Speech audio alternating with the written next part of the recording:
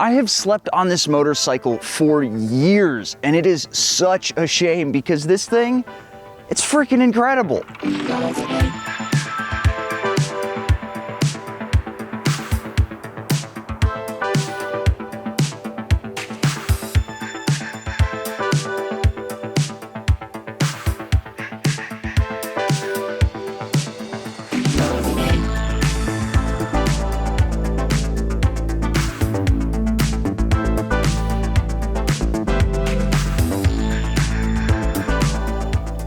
I think that this bike fell victim to YouTube culture, honestly.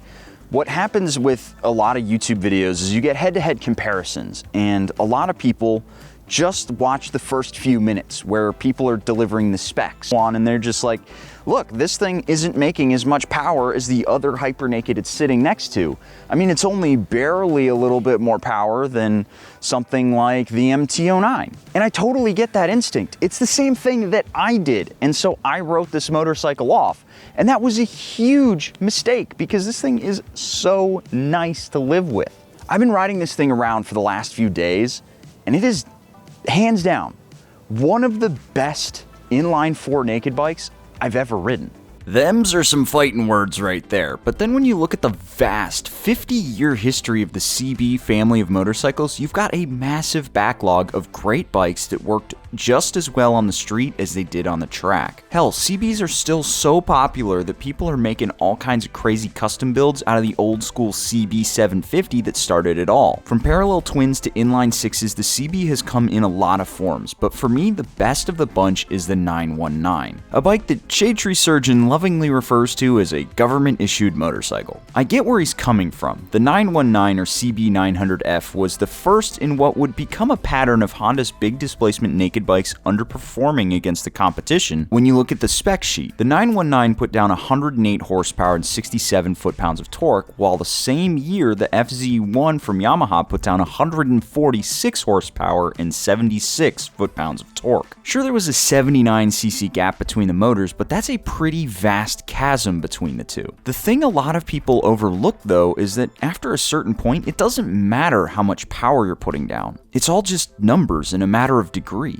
That's why I made the mistake of writing off the CB1000R, because it's only making 143 horsepower and 77 foot-pounds of torque. Yeah, that sounds like an absurd statement, because it is, but think about the ZH2 or the Tuono or the Street Fighter V4. They're all flirting with that 200 horsepower range, some shattering it. The closest to the Honda is the MT-10 with 158 horsepower and 82 foot-pounds of torque. Except one of them looks like it headbutted a blender, and the other looks like a motorcycle that you don't have to wear a bag over your head while you're riding it. Oh, and that reminds me. This is the next giveaway motorcycle on the channel.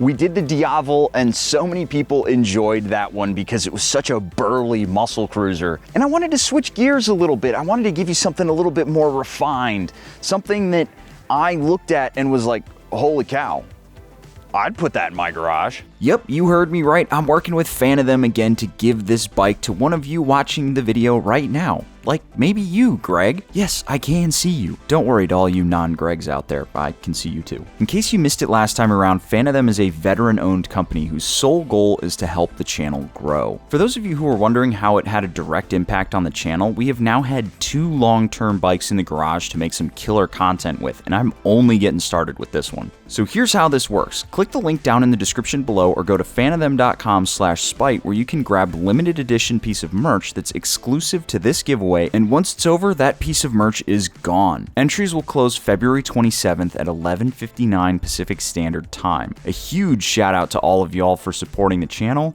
and with that, let's hit the road. All right, we're gonna start our highway ride with something that I hate, and that is being on a motorcycle in traffic. I cannot stand riding a bike in traffic. A, I'm getting a bunch of dirty wind off of all the cars around me. B, I'm not sure who's on their cell phone and who's actually paying attention to the road. And you know, usually I find the highway a little bit bland. You know, who actually gets on a motorcycle so that they can ride the highway, right? But one thing that I'm noticing the more that I ride this motorcycle is that it is actually a really competent and really pleasant place to sit for a commuting rider. This is a very, very comfortable motorcycle. That guy's having some fun. It is so roomy, despite the tank being pretty low and, you know, the way that it's shaped. I was expecting a little bit more, I won't say discomfort, but I was expecting it to feel a little bit more cramped. But no, it's not. It's actually really nice and roomy because the tank shape here doesn't have those modern wings that stick out over your knees that are like designed to hold you in place or whatever. I don't feel cramped on this bike at all. The pegs are in great places. The seat is wide and flat, and it's got just enough solidity to it that I don't feel like I'm sinking through it every time I hit a bump. And I don't feel like it's too stiff to like where I'm sitting on a bleacher seat. You know what I mean? Now this is a good spot for me to talk about some of the modes and stuff. We've got 4 modes on this bike. You've got the Sport, Rain, Road modes, and then you also have User. User is where Honda allows you to go in and select your specific segments. You can change your traction control, your engine braking, and your power to suit your liking. Me personally, I like a lot of engine braking, so I have it maxed out. I've got the power maxed out, and I've got traction control set to 2 because this motorcycle's actually really torquey. When you're getting it, you know, between 5,000 and 6,000 RPM in the power, like second, third gear, it is very quick. It's very quick. And speaking of which, let's slow down a little bit here. And I'm sure this is going to mess up my dashboard cameras, but whatever.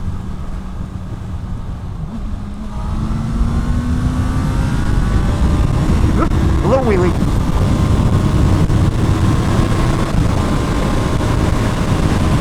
Woohoo!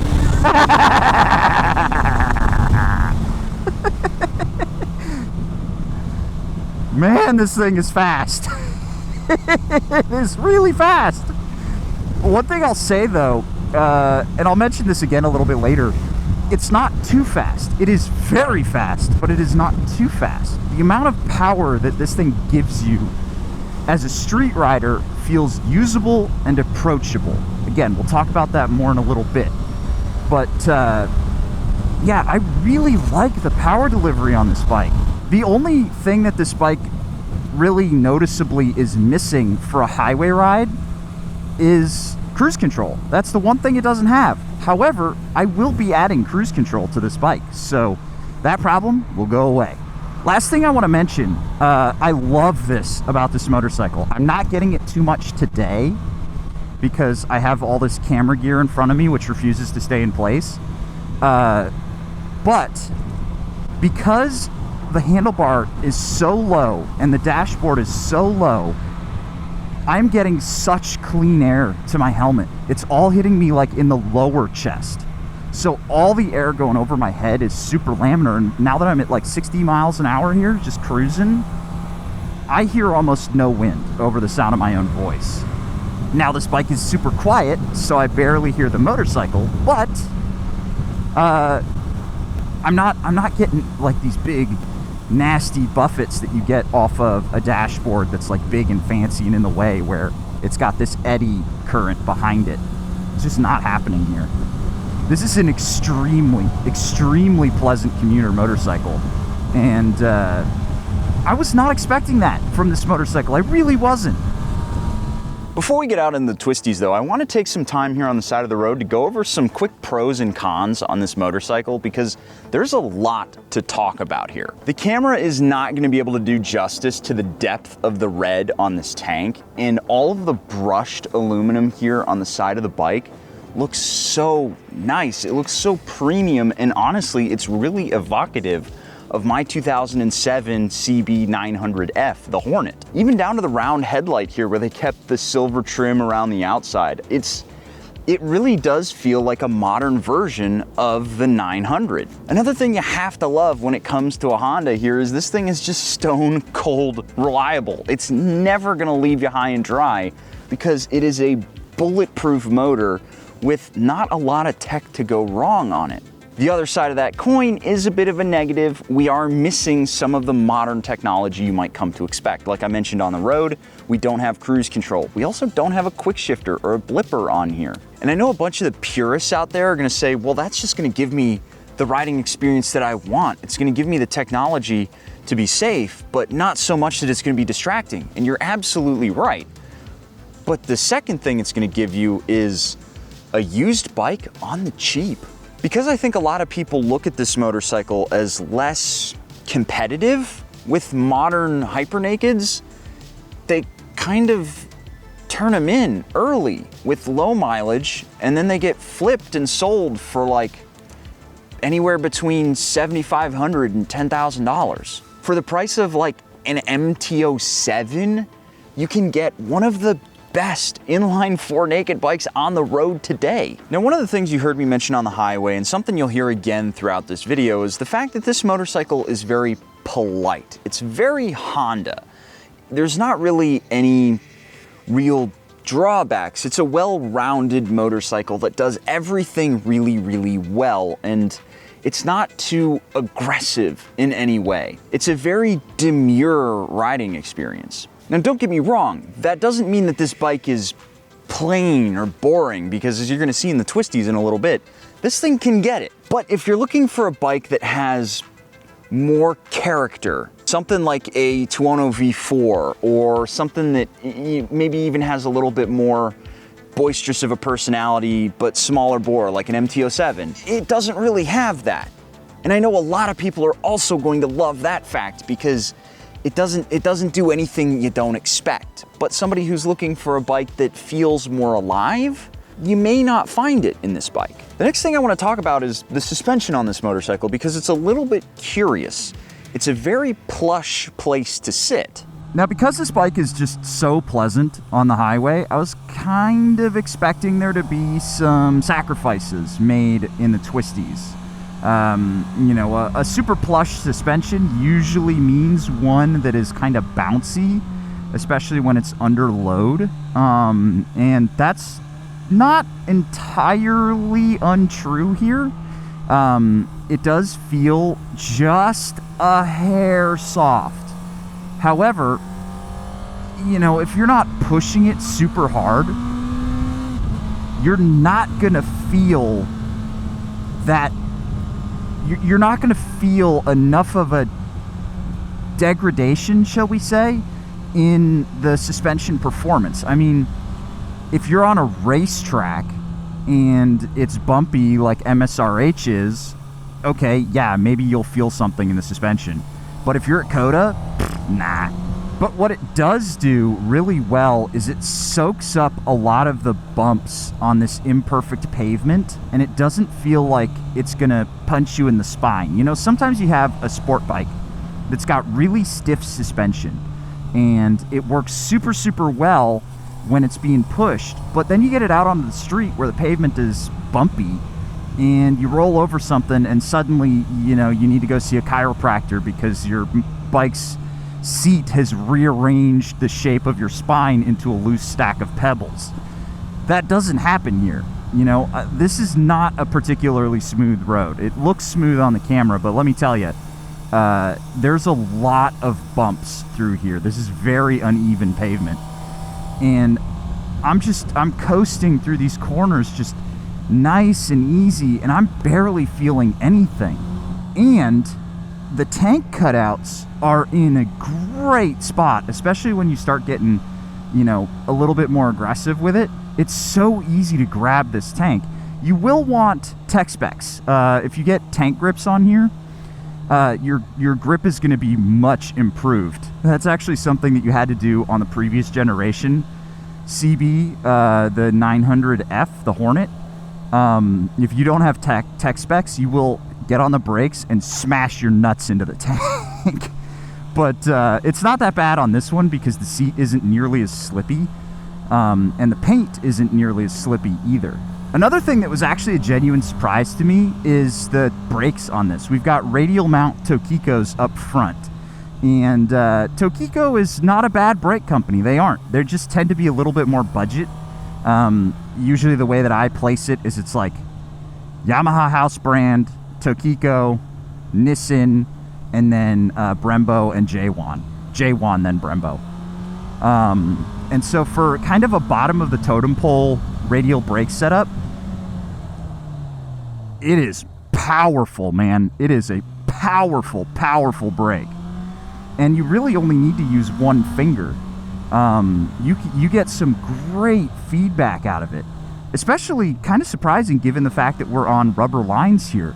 The average rider, they're going to be impressed with this braking performance. Maybe if you're pushing it really hard on a racetrack, you know, if I was coming in to turn 12 at COTA and I was going from, you know, 180 miles an hour or whatever this thing tops out at, down to, I don't know, 30 for that left-hander, maybe after like a dozen laps it starts to fade. But how many people are pushing their bike that hard? And that really just goes with the ethos of this bike. One of the things that the more that I ride it, the thing that stands out to me is this is the most live-withable hyper naked I've ever ridden. And a lot of people are like, well, it's not really a hyper naked, it's only making what, like 140 horsepower.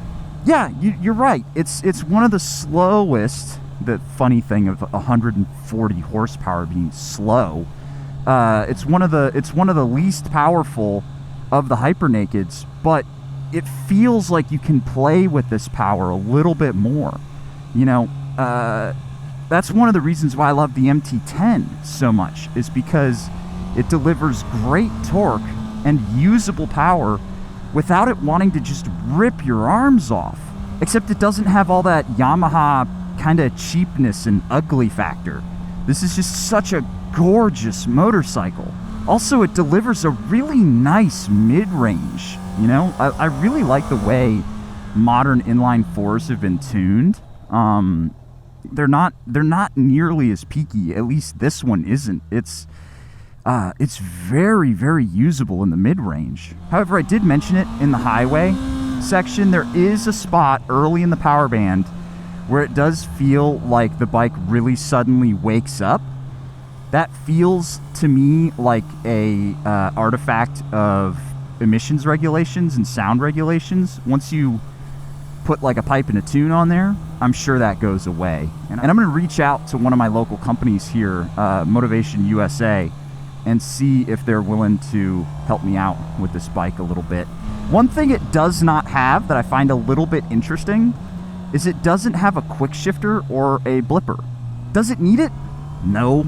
The transmission is so tight and so well tuned that if all you do is you just preload that lever a little bit and then roll off and roll on, it's done. The throw on the lever is like that much. That's all it needs, and it goes into the next gear. And it feels so positive and snickety that there's no way you're gonna find a false neutral.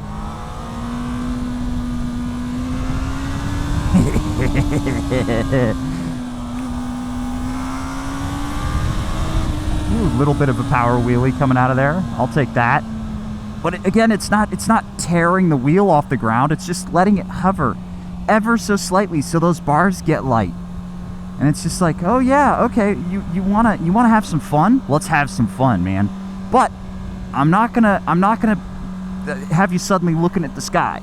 We're gonna accelerate exactly like you want to. We're gonna brake exactly like you want to.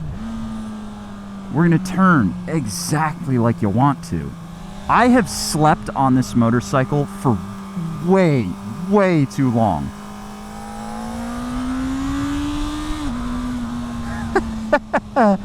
Man, is this good. Holy shit, is this a good bike. It is putting a smile on my face to ride this thing. It really is. I don't know how I went so many years without riding this motorcycle. How did I miss this for that long? And I know a bunch of people out there are like, well, yeah, no shit, dude. We told you 1,000 times. So many people have been asking me to ride this motorcycle, and now I get it. I totally get it. I don't want to give it away. I don't want to give it away. but I have to. So if you want it, click that link down in the description below. Fan of them is one of the best ways for you to be able to support the channel if you're not into the whole subscription deal. So go give that a look, get yourself entered to win, and stay tuned for more content on this thing, because I am super excited to make a lot of stuff about this. I'm going to try to find an MT10 to put this up against, because I think that would be really fun. I want to put this up against my old Hornet and see if this truly is the successor to the Hornet. I'm going to bring Whitney in for that one. I'm going to install the cruise control. I'm going to see if I can get the exhaust and a tune for this bad boy from my friends over at Motivation. All that good stuff. So stay tuned. And then I'll tell you a secret. I'm not the only one who's going to be making content on this bike. Once I am done with it, it is going to go up to Jake the Garden Snake, and he's going to have some fun with this for a while. So you'll be able to check out his videos coming shortly. So I'll catch you guys in the next one. See you later.